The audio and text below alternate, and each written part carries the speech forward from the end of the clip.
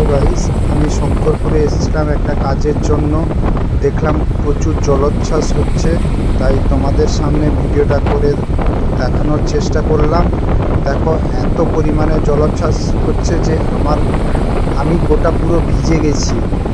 তো তোমাদের সামনে ভিডিওটা করে দেখালাম, এবং যদি ভিডিওটা ভালো লাগে তোমরা অবশ্যই লাইক, শেয়ার, কমেন্ট দিয়ে পাশে থেকো।